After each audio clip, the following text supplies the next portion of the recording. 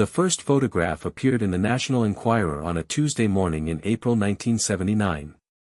It showed Charles Bronson in his Malibu home, sitting in his private study, reading what appeared to be a personal letter. The headline read, "Death Wish Stars Secret Health Scare, Exclusive Photos." Charles was having breakfast when his publicist, Janet Morrison, called in a panic. "Charles, have you seen the Enquirer today? They have photos of you inside your house. Private photos that could only have been taken by someone with access to your home." Charles felt his stomach drop. "What kind of photos?" "You're in your study, at your desk. The article claims you were reading medical test results and that you're dealing with a serious health condition. They're even speculating about cancer." The speculation was completely false. Charles was perfectly healthy. But the photos were real, and they had clearly been taken from inside his home. Charles immediately called a meeting with his household staff. He employed 6 people full-time: Rosa Martinez, his housekeeper; Miguel Santos, his gardener; Patricia Chen, his cook; David Williams, his driver; Jennifer Walsh, his personal assistant; and Marcus Thompson, his bodyguard. All of them had been with Charles for at least 2 years. All of them had signed confidentiality agreements. All of them had access to his private areas of the house. "Someone sold photographs of me to the tabloids," Charles told the assembled group. "I'm not accusing anyone, but I need to know if any of you have seen photographers around the property or if anyone has approached you asking for information about my personal life." Everyone denied seeing anything suspicious. Everyone claimed to be loyal to Charles and outraged that someone would violate his privacy. But Charles had learned to read people during his years in Hollywood, and he could see that Marcus Thompson was nervous. Marcus kept avoiding eye contact and his answers sounded rehearsed. Marcus had been Charles's bodyguard for 3 years. He was an ex-police officer who came with excellent references and seemed professional and reliable. More importantly, Charles had trusted him with his life on numerous occasions. The idea that Marcus might be betraying that trust was almost too painful to consider. 2 weeks later, another story appeared in the Enquirer: Charles Bronson's marriage in crisis, wife moves out. The article included photos of Charles's wife Jill packing suitcases, apparently taken from outside their bedroom window. Jill hadn't moved out, she'd simply packed for a business trip. But the photos made it look like she was leaving Charles, and the story included intimate details about their relationship that could only have come from someone who overheard their private conversations.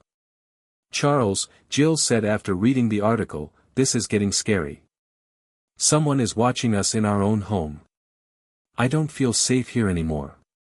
Charles called Mickey Torino, a private investigator he'd worked with before.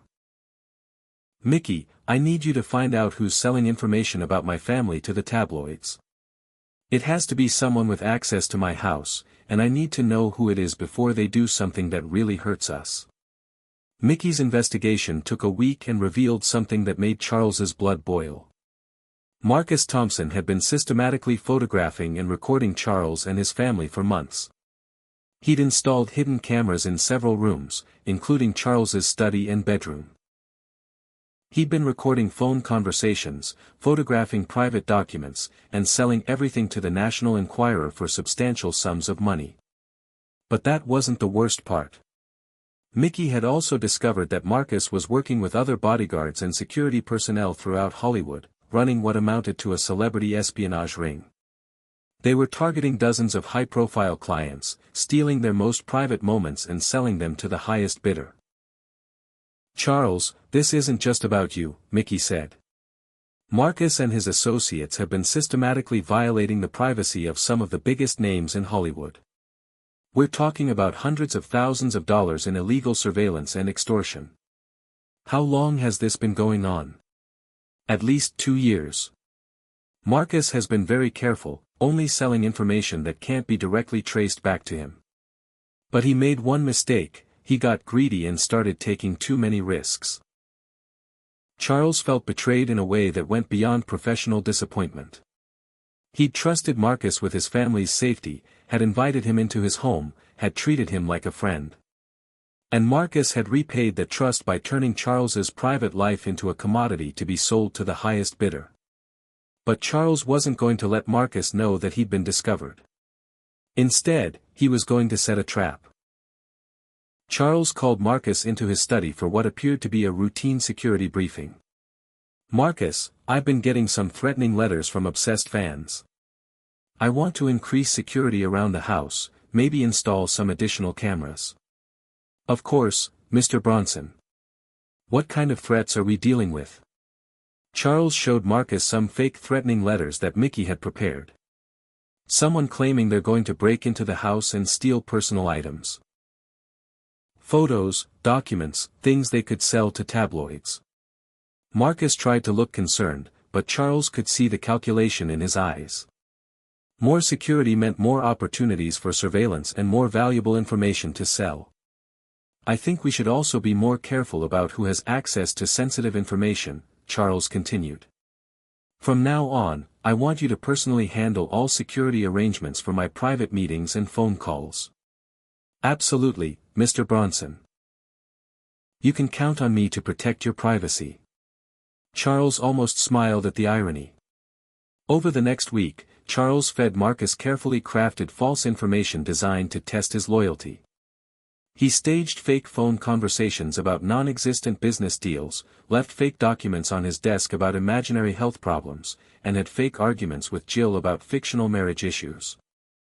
Within days, versions of all these fake stories appeared in various tabloid publications. Charles had his proof. On a Thursday evening, Charles called Marcus to his study for what Marcus thought was another security meeting. But when Marcus arrived, he found Charles sitting behind his desk with a briefcase full of evidence. "Marcus, sit down. We need to talk." "Is everything all right, Mr. Bronson?" Charles opened the briefcase and pulled out photographs. Surveillance photos that Mickey had taken of Marcus meeting with tabloid reporters, bank records showing payments from the National Enquirer to Marcus's account, and copies of the fake stories that had appeared in the press. "Marcus, for 3 years, I trusted you with my family's safety. I let you into my home, my private life, my most personal moments. And you repaid that trust by selling my secrets to tabloids." Marcus's face went white. "Mr. Bronson, I don't know what you're talking about." "Don't lie to me, Marcus. I have bank records showing payments from the Enquirer directly to your account. I have photos of you meeting with reporters.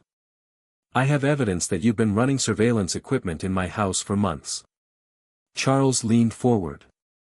"But here's the interesting part, Marcus.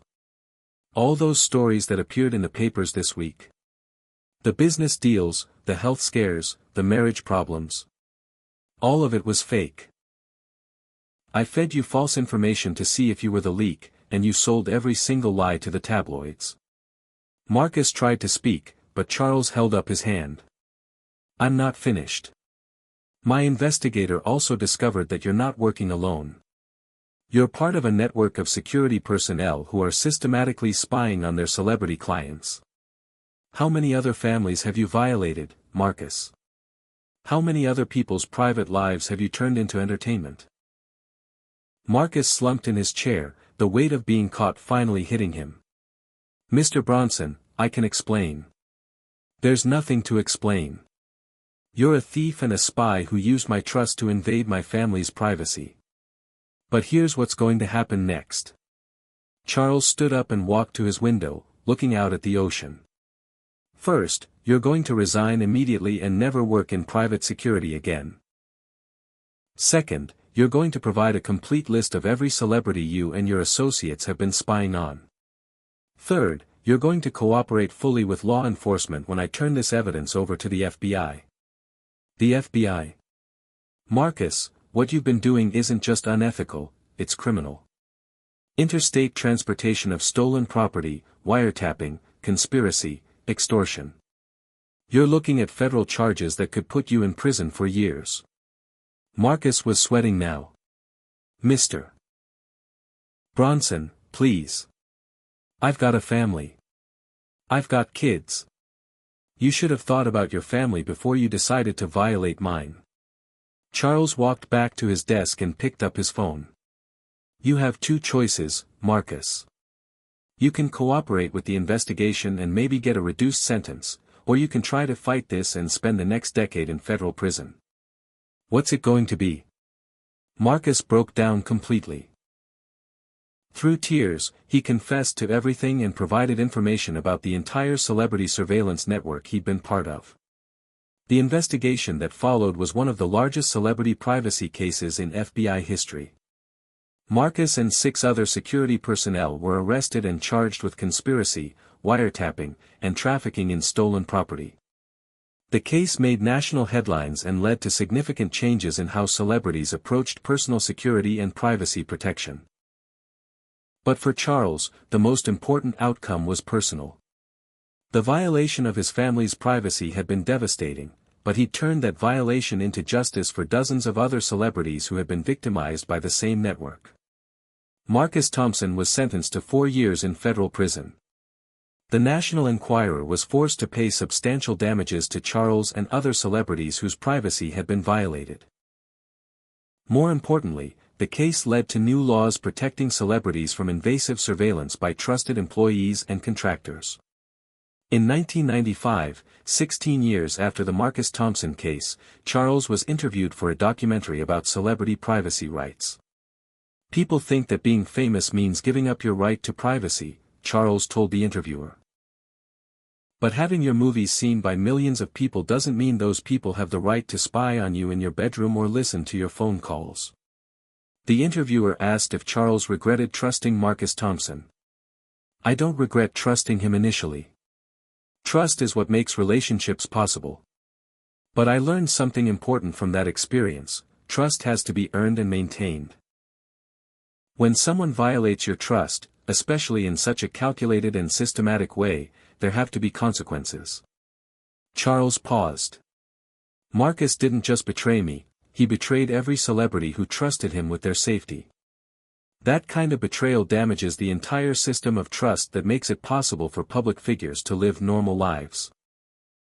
If you're enjoying these incredible stories about Charles Bronson's real-life heroism, make sure to hit that subscribe button and ring the notification bell so you never miss a new video. These stories show a completely different side of Hollywood's toughest star, the man who used his fame and influence to protect people who couldn't protect themselves. Drop a like on this video if you were shocked by Marcus Thompson's betrayal, and let me know in the comments which Charles Bronson story you'd like to see next. Did you know about his secret life as someone who fought for justice off-screen? Share your thoughts below. Charles Bronson died in 2003, but the privacy protection laws inspired by the Marcus Thompson case continue to protect celebrities today. The case established important precedents about the legal responsibilities of employees and contractors who work in celebrities' homes. At Charles's funeral, several Hollywood security professionals attended to pay their respects to a man who had helped clean up their industry. "Charles could have handled the Marcus situation quietly," said James Rodriguez, who runs a celebrity security firm. "He could have just fired Marcus and kept the whole thing private. Instead, he chose to expose an entire network of criminals and make the industry safer for everyone." Today, the Charles Bronson Privacy Protection Foundation provides legal assistance to celebrities and public figures who have been victimized by illegal surveillance or privacy violations. Above the foundation's offices is a quote from Charles's testimony during the Thompson case: "Privacy isn't a luxury that celebrities should have to give up. It's a fundamental right that everyone deserves, regardless of how famous they are." That's the Charles Bronson story that shows his true character. Not just the vigilante movies, but the man who discovered that someone he trusted was systematically betraying him and chose to turn that betrayal into justice for everyone. Because sometimes the most dangerous enemies aren't the obvious villains. Sometimes they're the people you trust most, who use that trust to hurt you in ways you never expected. Charles Bronson understood that, and the entertainment industry is more secure today because he refused to let betrayal go unpunished. Don't forget to subscribe for more incredible true stories about Charles Bronson and other Hollywood legends.